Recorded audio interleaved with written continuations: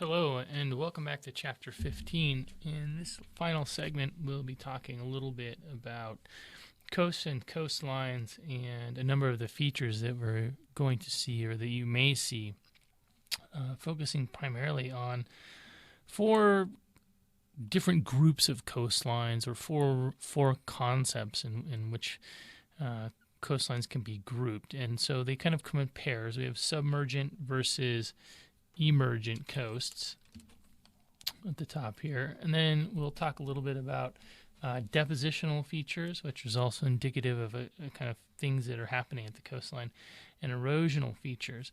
There are a number of ways in which coasts are classified, and this method, which is described in your book, is probably not the way it's typically done, but we're just going to run through some of these features. If you happen to venture out to look at other kinds of classification schemes, you'll typically find that something called a primary coastline and is classified as something that is governed by terrigenous processes. This would be processes such as the formation of deltas, tectonic activity, volcanic activity, and secondary coasts. So secondary processes affecting coastlines might be, to some degree, wave erosion and the presence of organisms like coral reefs. But these then get broken up to a number of subclassifications. And we really just want to talk about some of the main features at some of the main coastlines and some of the main causes that really affect coastal environment. So we'll start out with submergent versus emergent. And we're talking about emergent coasts. That means we're talking about uplift of the coastline. And when we're talking about submergent, we're talking about either, it's either going to be the elevation of sea level is going to rise, but you could also have a down drop in the edge of the coastline. And these are caused by different things. Sea level change is a function to some degree of climate, okay? Whereas uplift or some broad tectonic activity is typically related to tectonics, which we have already talked about in some detail.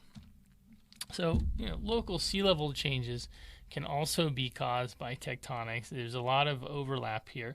You can imagine one option, which is not very common during our current geologic period, but may have been more of a sort of Cenozoic, early Cenozoic, late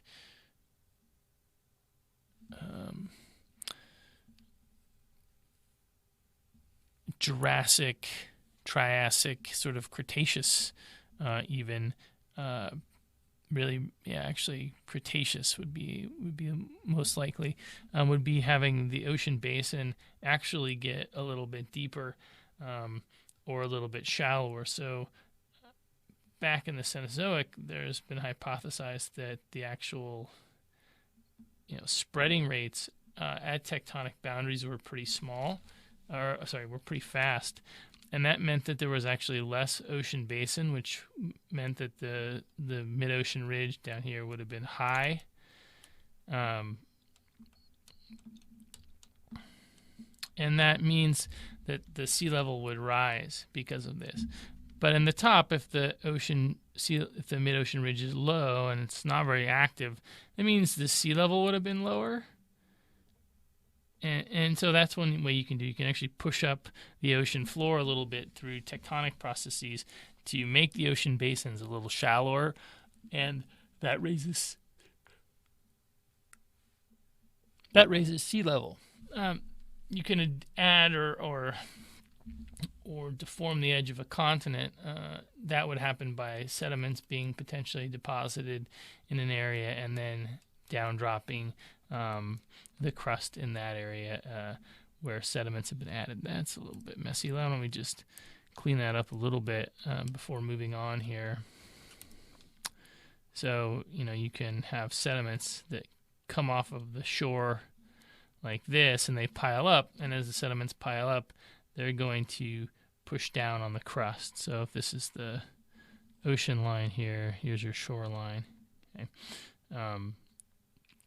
And so that means that you're going to potentially bring the crust down,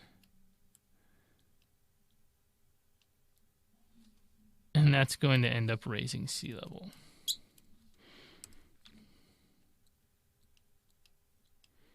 Locally in that area.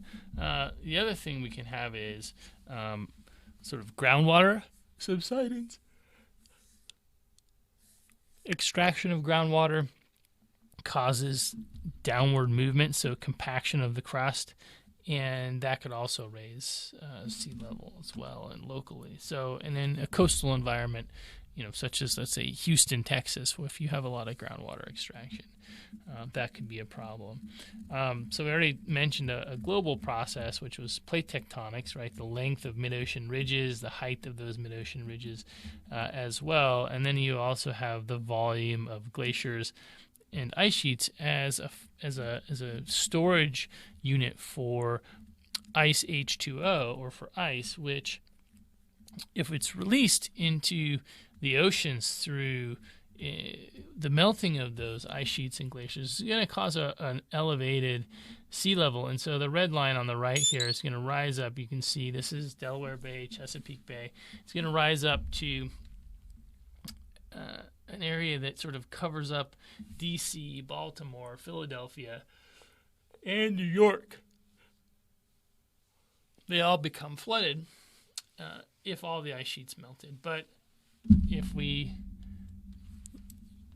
cool the climate and put more ice back into those repositories, that means sea level actually will fall, and you end up with a sea level along the red line down here, which would be kind of a historic low and would open up everything here. And within Chesapeake Bay as well, it would open up quite a bit, as well as Delaware Bay, and there would be more land exposed, right? So you can have sea level change the conditions along a coast, and that's going to affect where sediment is transported, how erosion works, how much sediment is brought into a system. Tectonic uplift, if you want to go on a broad scale, is going to be dictated by plate boundaries. So if we go to the Gulf of Mexico on the right, there are no plate boundaries. It is what we call a passive margin.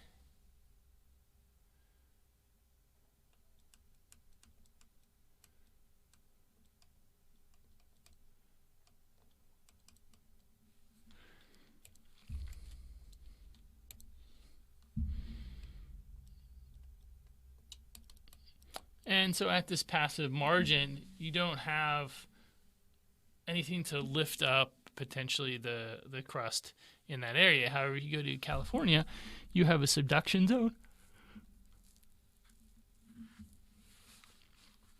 And you have up here in Oregon and Washington, you have the Cascade Mountains, which are built on volcanoes.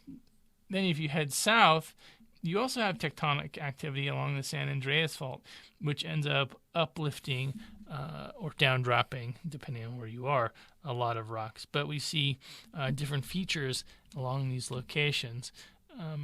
And evidence for a submergent coast where we have sea level rise would be fjords. And so, if you go to Norway, Scandinavia, certain parts of Canada and Maine, as well as Alaska, there are many places where this used to be a U-shaped valley that was filled probably, up to here with ice, and then subsequently has, all this ice has melted, and all that ice has gone back into ocean, which has now flooded the edge of the continents. And we're still seeing the glacial rebound from the presence of ice sheets. And so that's what this is showing you here, is a sort of motions in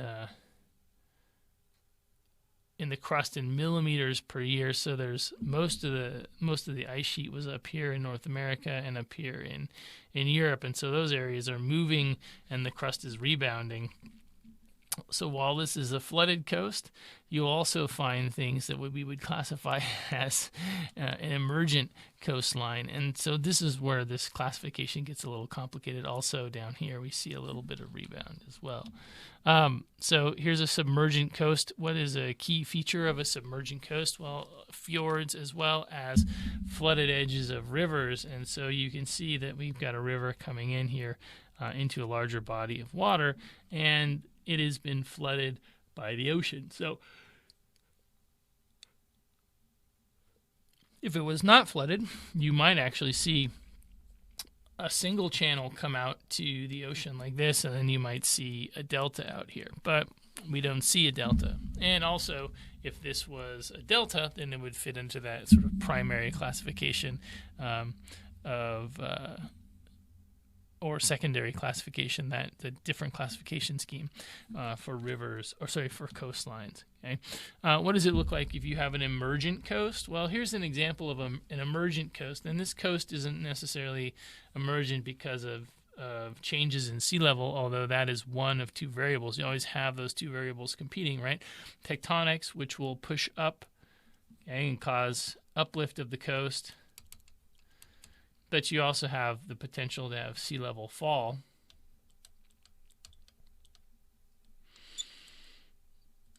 And each of these steps here, there's one step there, and I'll trace one around here. There's another step right in here. So this is 1, and this step here is 2, down closer to the ocean or to the sea level. And you can actually see a third step at the modern sort of beach level right here. So things are still getting uplifted down here. Here's 3.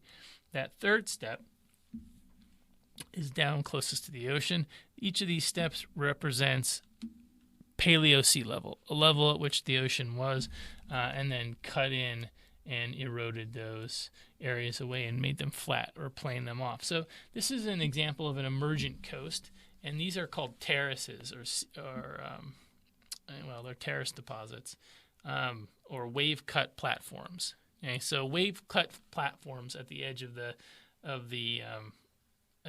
a coastal edge, or sometimes what you'll find is actually an entire beach that's been sitting, that's been elevated. This is less of a beach and more of a platform, because you can see it's pretty rocky in here. But you can get a raised beach, or you can get a wave-cut platform as a sign of an emergent coastline. Okay. Now, depending on the kinds of materials that make up a coast, we can also classify them as depositional, or rocky, or depositional and erosional as another one. Another word, is not to confuse our terms here.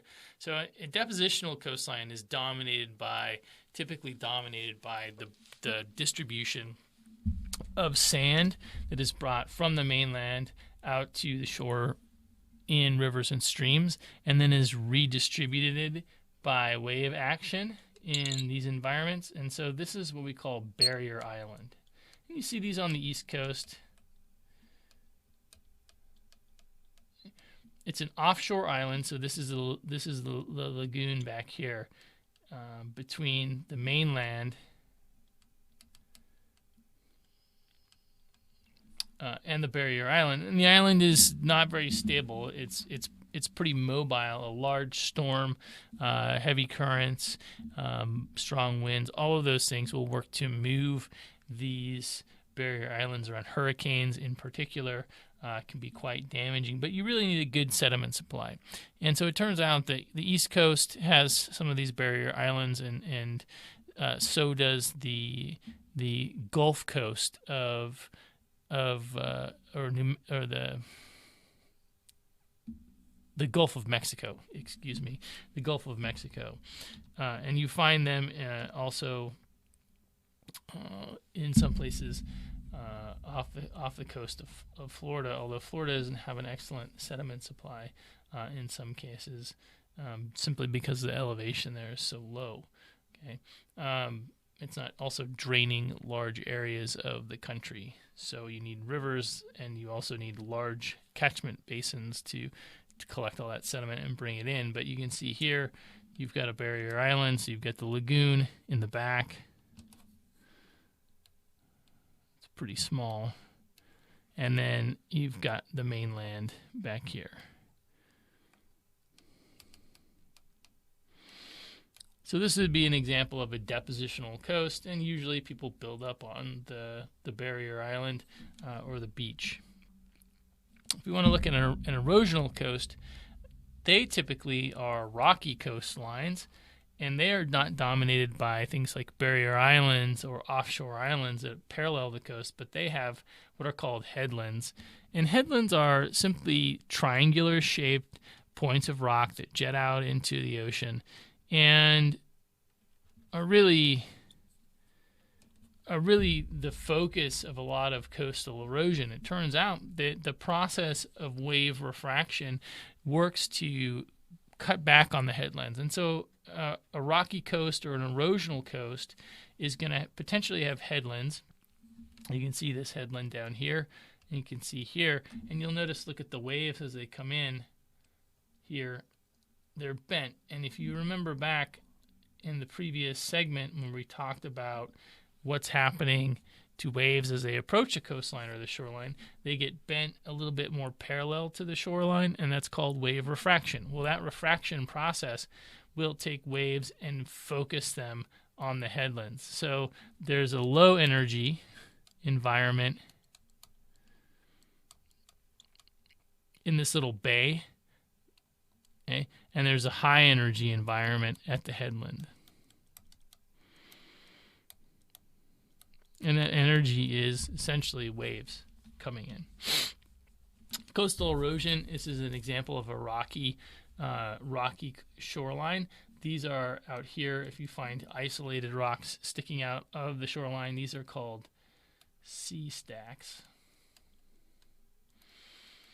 And they're the remnants of a headland, so there probably was a headland that came out here like this, and the headland has since been eroded away and removed from the area, and all you have are these little bitty rocks, which of themselves will eventually be eroded away. But you can also see that a lot of these homes are built right up onto the edge of the shoreline here, a shoreline which has a steep slope, right? So this area here, this kind of slope is not stable typically, and that's because it's being undercut by wave action from below. So waves come in, they erode the area down near the shoreline, and then you'll have a small landslide of this material that will come down onto the beach. Well, eventually you reach the edge of your house, or your house's foundation, and your house starts to tip into the system.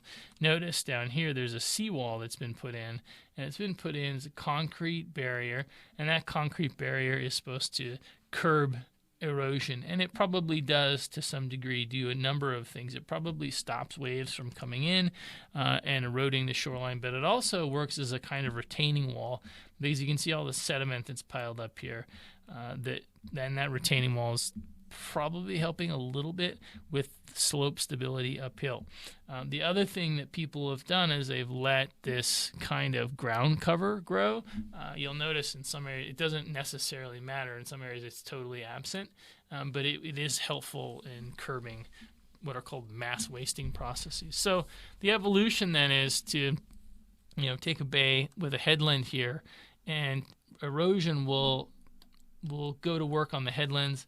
So if you move over to the right diagram on the top right corner, you start to see the erosion of the headlands and the formation of sea stacks.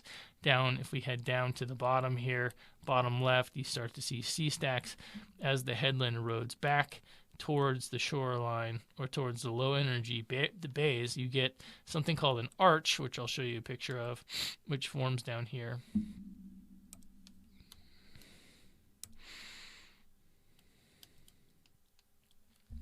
It's basically a hole that gets drilled into the side of the cliff because the waves are focused around the edges or margins of the cliff. And then finally, as you head to the right, you end up with your arch, and your cliff is now straightened out. So the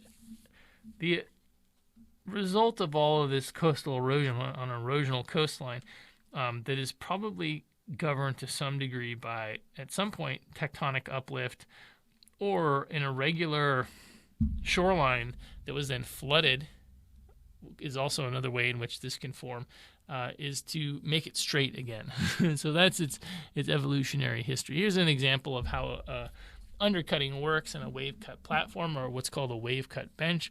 The bench sits down here, and during high tide, we see waves come in, and basically they're cutting into or excavating the rock that is at the level of the ocean or at the tidal level. And what happens is, as it becomes undercut, the cracks in the rock, the weaknesses in the rock, plus gravity go to work and pull this cliff face down, and then that stuff also gets reworked and pulverized, and the ocean will sort of continue to cut in into the rock. Now, what'll happen if this area is undergoing active tectonic uplift, right? The next wave cut bench is going to be down here at this level. So this, let's say, was bench 1. Well, the next bench 2, will be down here as the coastline gets pushed up, and bench 3 will be down here. They have yet to be formed, but you can see we had our original sort of slopey coastline. I'm outlining on the bottom right-hand diagram or image here, and so everything up here was sort of covered by not by marine activity or erosional activity, but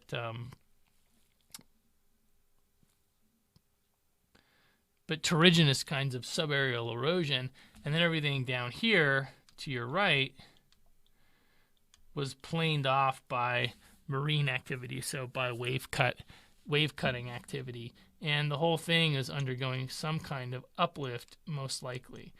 It's difficult to know if it's uplift or if it's sea level change, but in modern times we know sea level is only changing on the scale of millimeters or per year. So really, most likely, some of these big jumps that are not too old are probably related to tectonic activity. So, in other words, we know that sea level rose drastically during glacial and interglacial periods, and so if we can't date this particular surface to one of those glacial times or glacial periods, but we can link it to, let's say, a plate boundary, then it's most likely related to tectonic activity. But you could certainly have both things going on. Here's another example of a wave coast platform, or a wave coast feature, wave cut bench, I should say. And I like this one that's up here. This is in the La Jolla area. Those are the tide pools along that rocky shore. And you can imagine the shoreline would look much different if there was a lot of sediment that was being brought into the area. But really, it's a lithified sandstone, and it's not receiving a lot of sediment, and so it ends up being this kind of wave cut platform. And the platform sits here, and it's just been planed off by wave energy. Here you can see kinds of erosional coasts. Out here you've got an arch, sea arch, and here you've got your sea stacks. Those are typical of erosional coastlines. Your headland is here. And then if you come down to the bottom left image, you'll notice the sea arch, which I'm highlighting right now, and that's caused by wave refraction at the headland. So at the headland, as waves approach it, they actually get bent around and will be focused along the margins of the headland as that energy is dissipated as the water breaks or the waves break against the shoreline.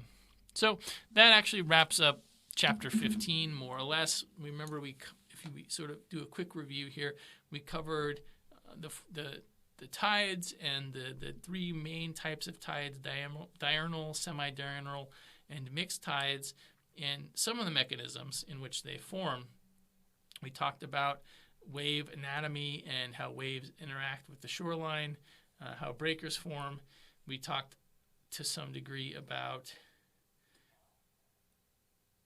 the different kinds of coastlines we're going to see and the different kinds of processes that could affect coastlines. Of course, this is not a lecture that encompasses all of the processes, and it's good to remember also that the classification scheme that we're talking about here when we're thinking about submergent versus emergent coastlines and erosional versus depositional is maybe a little bit simplified, and that there are some other schemes out there. So we'll be moving on to talk about the atmosphere in the next lecture, and that will be chapter 16.